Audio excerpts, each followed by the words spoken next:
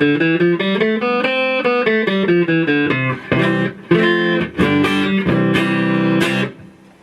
this lesson, we're going to talk about what a pick is and how to use it.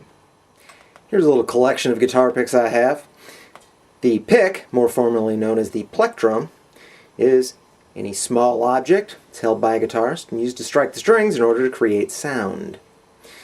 Most of them are teardrop shaped or triangular shaped, about an inch long, about 1 millimeter thick, and are made of plastic. I've seen picks made of metal and stone. I've seen picks that are much smaller than this and much larger than this, but as I say, most of them are some kind of plastic about this shape, size, and thickness. For the purposes of this lesson, I'll just use this white one here because it shows up better on screen.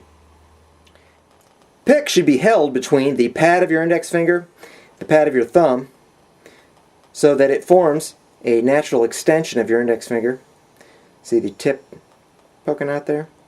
You want to choke up on the pick enough so that it comes out a little bit, not too much, because then you don't have a firm grip on it. It'll flop around, fall right out of your fingers.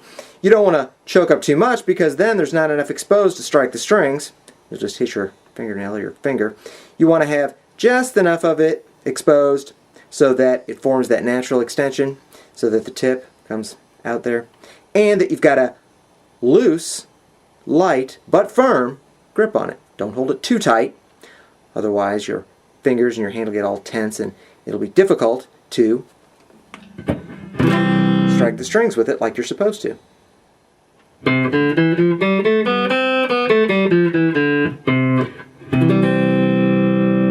It's very important to work towards making any and all motions you make while playing the guitar, while picking or strumming, as smooth and efficient as possible. Of course, picking is included in this.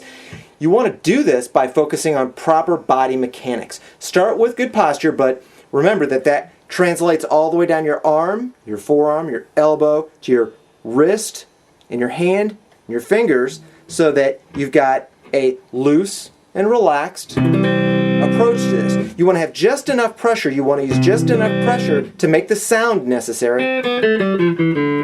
Those fine motor skills of picking individual strings or to strumming across strings. Those are very difficult things to learn. You'll have a lot of time to practice it. You'll have to be patient with yourself. But remember, it should be as smooth and efficient as possible without any pressure that would be wasted effort. So, take your time to make sure that it's smooth and efficient. Remember that when you are striking the strings, either individually or in a group of them as playing a chord, that you strike the strings very lightly and evenly. Don't dig in too far. Don't put the pick too far into the string, because that's only going to make it harder to get to the next note or next string. You'll get caught in there. And also, it can cause the string to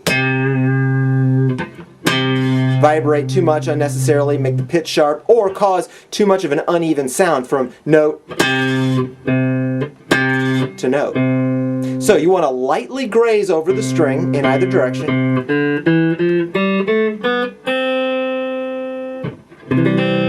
whether picking or strumming.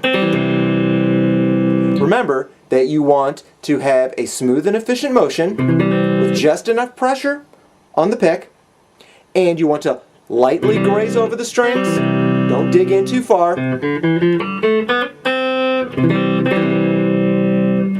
And you'll be on your way.